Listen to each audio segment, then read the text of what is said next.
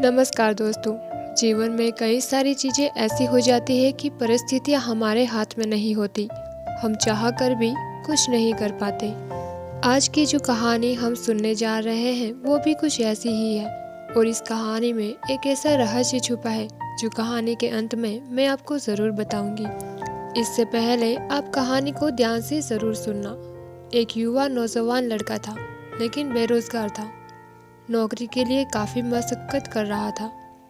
तभी उसे एक कंपनी की तरफ से कॉल लेटर आता है कि कल आपका इंटरव्यू है और आपको आना है। अब वो लड़का थोड़ा परेशान हो गया क्योंकि जिस जगह उसको इंटरव्यू के लिए जाना था वह जगह उसके घर से तकरीबन 50 से 60 किलोमीटर दूर थी।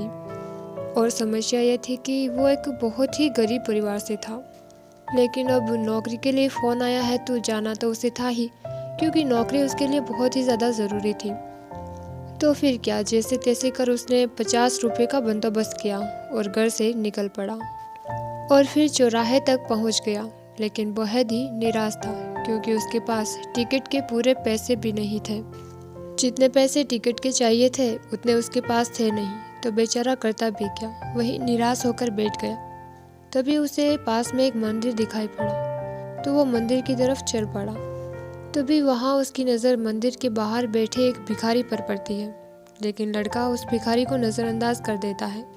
लेकिन जब भिखारी उस लड़के को देखता है और परेशान नज़र आता है तो भिखारी उसे पूछ ही लेता है कि आपको शायद कोई परेशानी है, मैं आपकी क्या मदद कर सकता हूँ। लेकिन वह उसको कुछ नहीं बताता और सोचता है कि ये भिखारी खुद मांग कर खा रहा है, ये मेरी क्या मदद कर पाएगा। लेकिन भिखारी बुजुर्ग था तो उसने बिना किसी हिचकिचाहट के 2-3 बार उस लड़के से पूछ लिया कि क्या प्रॉब्लम है, मुझे बताओ, शायद मैं तुम्हारी समस्या का हल कर सकूं। आखिरकार में लड़के ने परेशान होकर भिखारी को अपनी समस्या बता ही दी और कह दिया है कि आज मेरा इंटरव्यू है, लेकिन वो यहाँ से 60 से 50 किलोमीटर दूर है और जाने के मेरे पास पैसे नहीं हैं, इसीलिए यहाँ बैठा हूँ और कर भी क्या सकता हूँ। तभी भिखारी ने उस लड़के से कहा कि ये लो 500 रुपये और अपना इंटरव्यू अच्छे से देकर आना। तभी लड़का उस भिखारी को देखता है कि इसके खुद के पास पैसे नहीं है और ये मुझे 500 रुपये क्यों दे रहा है। तभी भिखारी लड़के से कहता है कि वैसे भी मैं सिर्फ दवाई के लिए ही पैसा इकट्ठा करता हूँ, जो बचत होती है उसको मैं दान पेटी में डाल देता हूँ, इसीलिए मेरे ये पैसे ज़्यादा काम के नहीं। शायद तुम्हारी कोई मदद कर सकूँ तो मुझे बहुत ही ज़्यादा खुशी होगी। लड़का थोड़ा हिचकिचाता है लेकिन फिर इस बात से खुश होता है कि शायद इन पैसों से मैं अपना इंटरव्यू अच्छी तरह से दे पाऊँगा। उसके बाद लड़का वो पैसे ले लेता है और इंटरव्यू के लिए वहाँ से चला जाता है। अब लड़का इंटरव्यू के लिए चला जाता है और इंटरव्यू रूम में बैठ जाता है। वहाँ का जो ओनर होता है उससे कुछ सवाल जवाब पूछता है। लड़का गरीब ज़रूर था लेकिन दिमाग से बहुत ही ज़्यादा तेज था।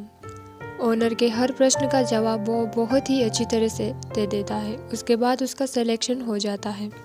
अब लड़का बहुत ही ज़्यादा खुश हो जाता है कि आखिरकार उसका सिलेक्शन हो ही गया और वो मन ही मन भिखारी को दुआ देता है कि उसी की वजह से उसका इस इंटरव्यू में सिलेक्शन हुआ है और उसी की वजह से उसे ये जॉब भी मिली है। अब लड़का वहाँ से निकल जाता है और यही सोचता है कि सबसे पहले मैं उस भिखारी से मिलूँगा और उसे उसके 500 रुपये वापस दे दूँगा। अब लड़का मंदिर में पहुँच जाता है और देखता है कि वहाँ पर बहुत ही ज़्यादा भीड़ लगी हुई है। उसने पास जाकर देखा तो वही भिखारी था। लोगों ने कहा कि इसके पास दवाई के पैसे नहीं थे, इसीलिए आज की दवा ना लेने की वजह से ये चल बसा। यानी कि उस भिखारी ने वो 500 रुपये अपनी दवाई लेने के लिए इकट्ठे किए थे और दवाई ना लेने की वजह से उसकी जान चली गई। आपको क्या लगता है उस लड़के के दिल की उस वक्त क्या हालत हुई होगी, वही जो इस वक्त हमारी हो रही है। तो दोस्तों, कहानी की शुरुआत में मैंने आपको कहा था कि इस कहानी का एक रहस्य मैं आपको बताऊंगी। तो रहस्य यह है कि किसी भी काम को करने या किसी भी लक्ष्य को हासिल करने के लिए मार्ग में हजारों कठिनाइयों का सामना करना पड़ेगा, अगर यह सोचकर हम आगे ही ना बढ़े। और हो सकता है कि रास्ते में कोई हो जो हमारी मदद के लिए बैठा हो। ईश्वर तो किसी भी रूप में हो सकता है। तो दोस्तों, इस कहानी का सार यही है कि आगे बढ़ते रहो लेकिन रुको मत। अगर आप रुक गए तो फिर संभावनाओं का अंत हो जाएगा। जब संभावनाएं नहीं होगी तो आप ही बताइए कि क्या होगा।